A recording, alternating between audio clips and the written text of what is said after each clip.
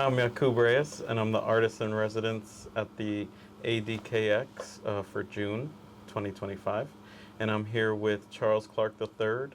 Um, he's an amazing researcher who's doing really great things up here in the Adirondacks, and we share a background that touches on Miami, that touches on highlighting marginalized groups, and in rural areas, and mixing it with art, history, and culture.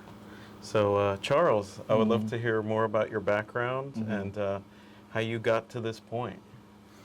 Thank you so much for even sitting down and having this conversation with me. To be honest, it starts around the year 2014.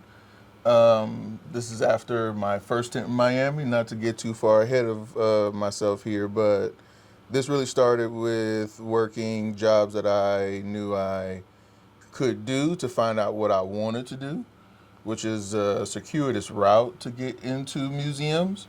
But I think pretty much informed the direction I take on the work that I do now. So 2014, I moved to Spain. I started teaching English. I found myself constantly going to the museums, to the historic sites, to, engage public art wherever it could be. Came across my favorite artist that I still follow today, Raphael Lozano Hemmer, his interactive works, one of my favorite contemporary artists working today. And it was at the Reina Sofia where I saw an exhibition about Black Panther ephemera.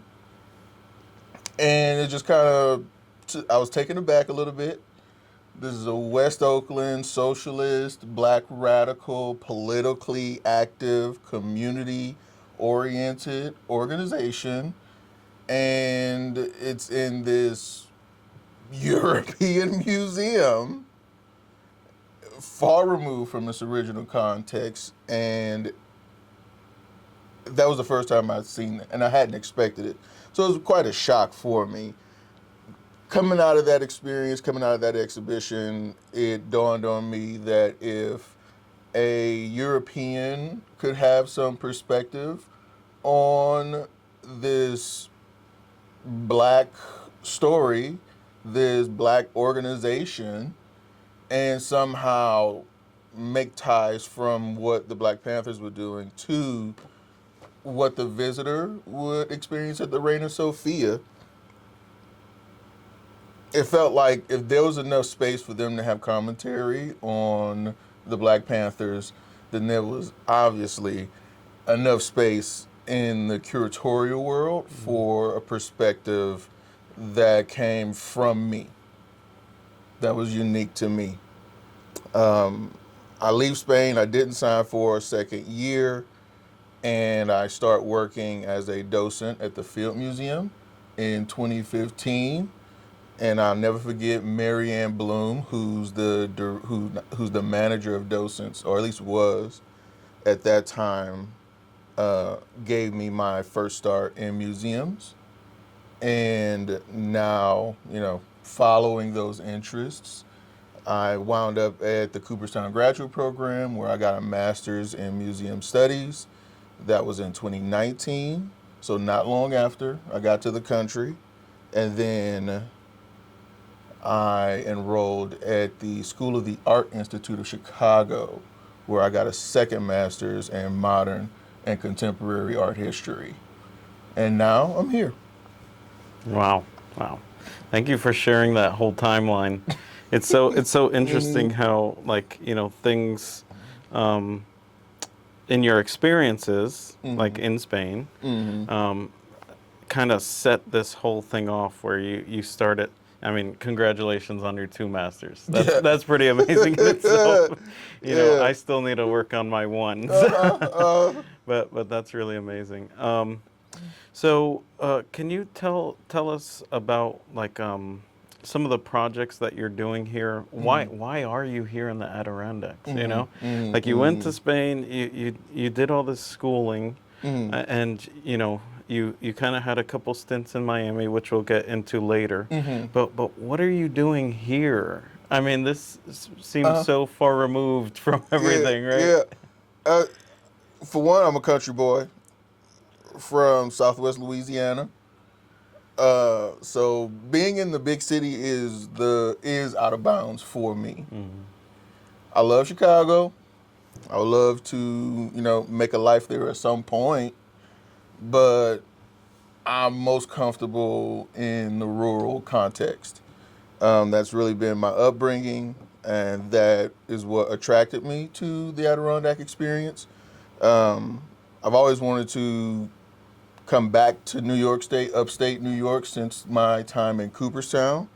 But then, having just graduated from the Art Institute and looking for specifically curatorial gigs, which they are far and few between um, in the field, at least at this moment, right? Came and I interviewed at least 4 different rounds. And what struck me was, one, the passion of director David Kahn about this particular exhibition, which is curating the experience of African Americans here in the Adirondacks. Uh, his passion for the topic really struck me. He himself struck me as someone who is not only bringing this exhibition to the museum, but then is also very much invested in learning as much as he could about the stories that he's heard throughout the community, which had came up multiple times in these different conversations that I've had with him and other people who interviewed me for the position. Me being one to enjoy the research part of surfacing these hidden narratives in American history, in art history, that opportunity spoke to me. The last major exhibition about Black people in the Adirondacks was a little over 20 years ago. That story is well due for an update. So to have the opportunity to be the person at the helm as the lead curator to bring these stories to light in a substantial way, and to have a hand in not just curating the permanent exhibition, but then also coming up ways through my collaborations with the community to extend the exhibition outside of the grounds of the Adirondack experience into the landscape that we talk about so much. And not just stories about African American history here, but as the stories about the Adirondacks, period. You know, that really spoke to me.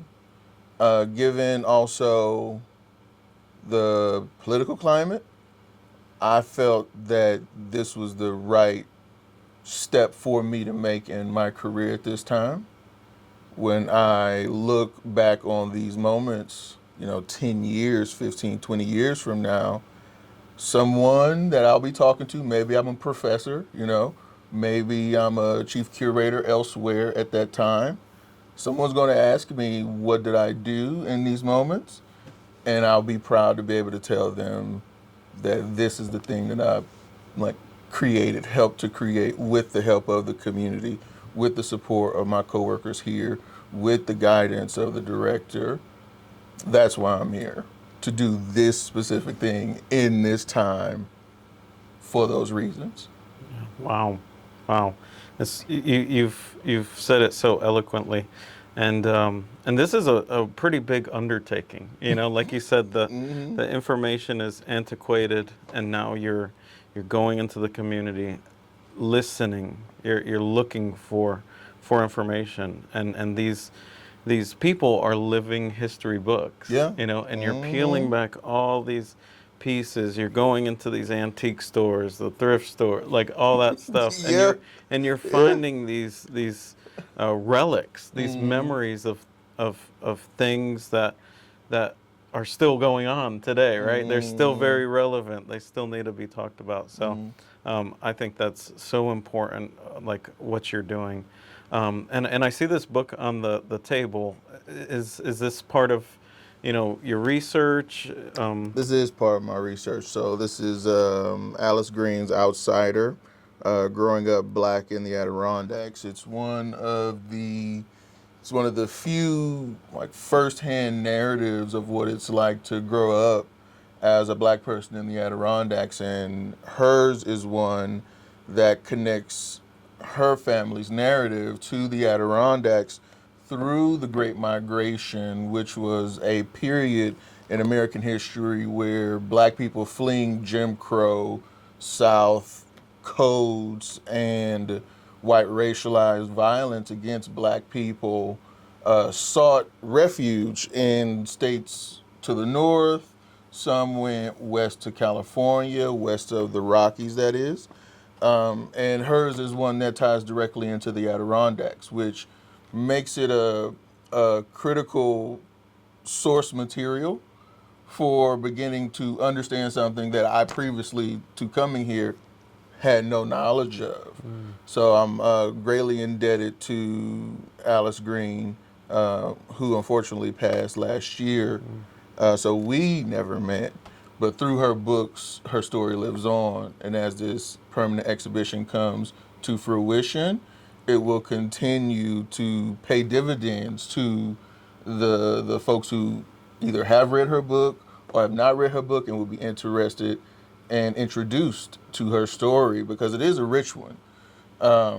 And I look forward to teasing that out as we start developing the exhibition script.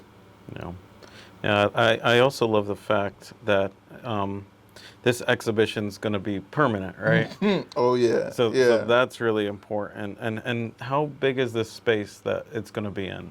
So 2,100 square feet. Wow. It's a nice size exhibition. And then to my earlier point, the exhibition being a static component of this story is one thing. But at the same time, we're talking about geographical sites that are embedded in the story that are off-site. So one of the challenges right now is to, one, obviously make the exhibition itself, but then also identify some of these other sites, as it were, and then find ways to engage or tie those sites in beyond the traditional means or modes. That would be, exhibit labels, tombstone labels that you would see next to objects. But how can we then compel the visitors to want to make space for themselves in throughout the landscape? Meaning, go visit, some of these places that have been renamed. Okay, go and visit potentially some of the facilities that have been impacted by Alice Green's humanitarian work in the area. All these places are scattered throughout a 6.2 million acre park. So how do we connect the visitors not just to the story through the exhibition, but then also to the landscape in the larger context? That's a challenge that I'm looking forward to. Wow. That is so, I love that concept where you're taking something that is inherently a vacation destination, and your hope is that people go to this exhibition and then they say, these landmarks, right? Yeah. That are identified across the Adirondacks, that's going to be the place that we visit. Yeah.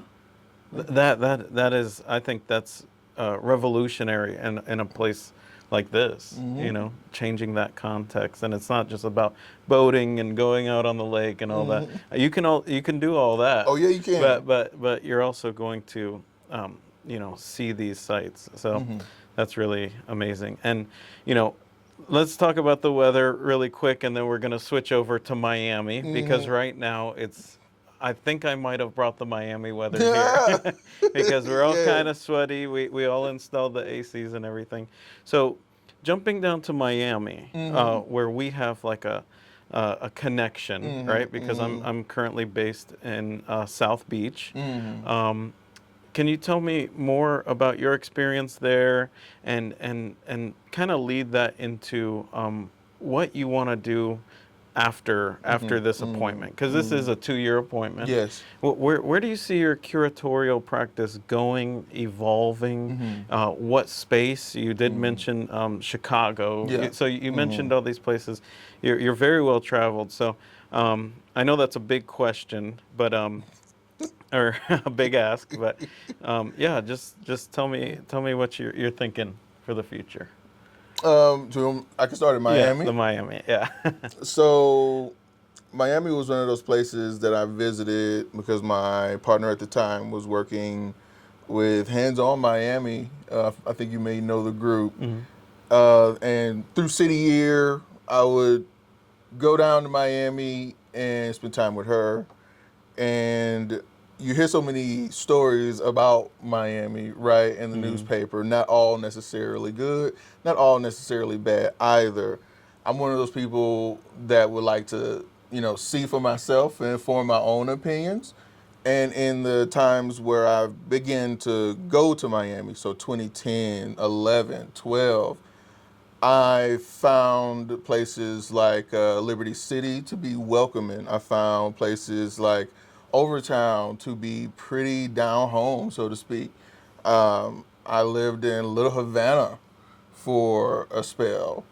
And the community aspect of Miami that was not necessarily advertised in the party marketing that is so well associated with places like South Beach, Hmm. just it rang almost hollow to me, given the fact that the community aspect that I was experiencing of Miami did not necessarily make it into the marketing that I was experiencing or consuming prior to visiting.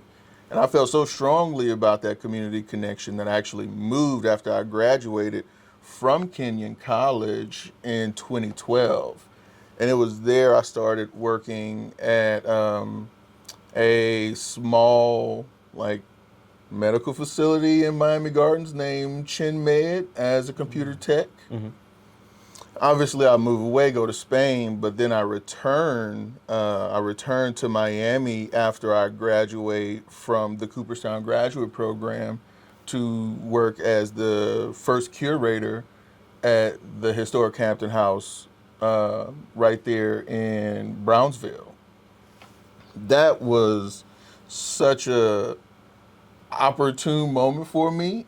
The organization had only just begun to revitalize that building and those grounds. Dr. Enid Pinkney, who also has passed away, rest her soul, was one of the first people I interviewed with before I made the move back to Miami. And I had to tell her in that meeting that her efforts to bring that building back to life actually made me eat my words, because from 2010 to 2014, when I was visiting and then transitioned to living in Miami the first time, I would tell her, I would drive by this building and think, why is this not torn down? You got board, you got, logs holding this building up. It needs to go. And here I am standing in basically the fruit of her labor. And was happy to tell her, like, Dr. Pinkney, I'm eating my words right now, because I had no clue how special this building was to not only the history of Miami, but then it ties in the history of, dare I say, entertainment in this country as a whole, as being one of the spots for acts to go who were on the Chitlin circuit, being a meeting place for black political thought, namely thinking about Sam Cooke, Malcolm X, Martin Luther King, all uh, being known as not only frequenting that hotel, Muhammad Ali frequenting this hotel, but then also taking time, stealing moments away from the spotlight to actually coordinate with one another their efforts, so that when they leave that place, they all are sort of carrying the same water. That posting came with a lot of challenges, but one of the great things that I got to do is actually consult on the Amazon studio film One Night in Miami, Hmm. which is an adaptation from a play called One Night in Miami. I believe the stage play director's name is Kim Powers. I believe his name is.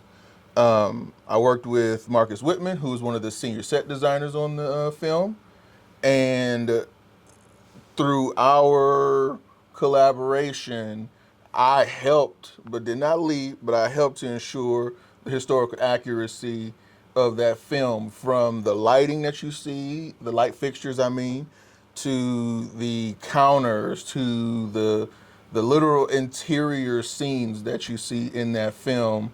I helped Marcus Whitman and the set design crew actually put that thing together. So that was a lovely, lovely posting for me.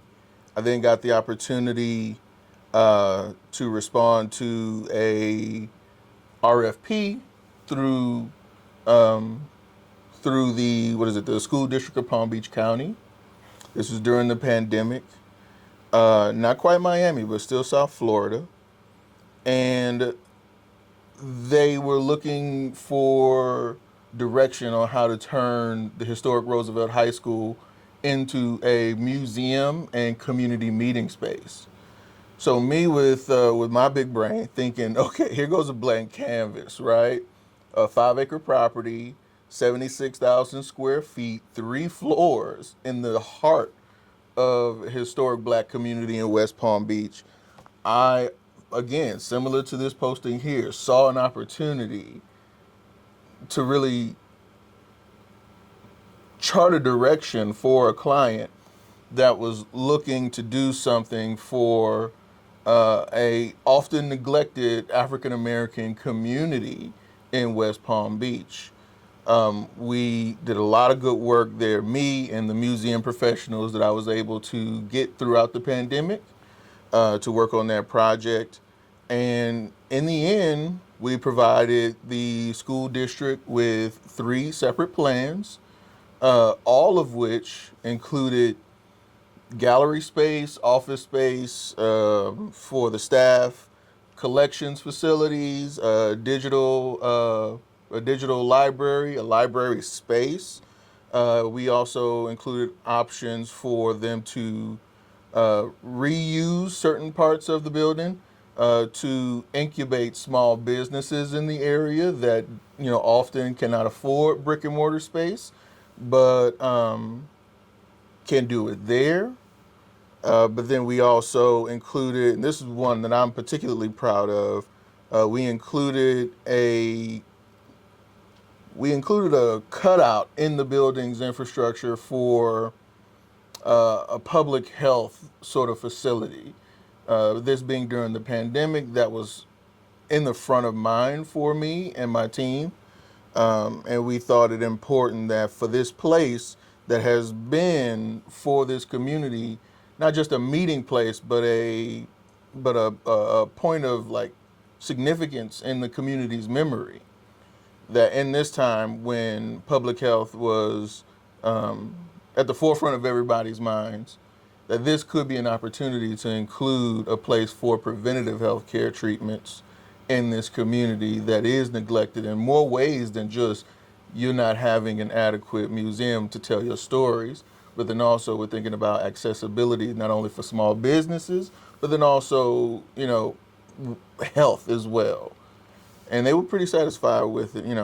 They're still going forward with their project. Who knows when it'll be open? I'm not in touch with that project anymore.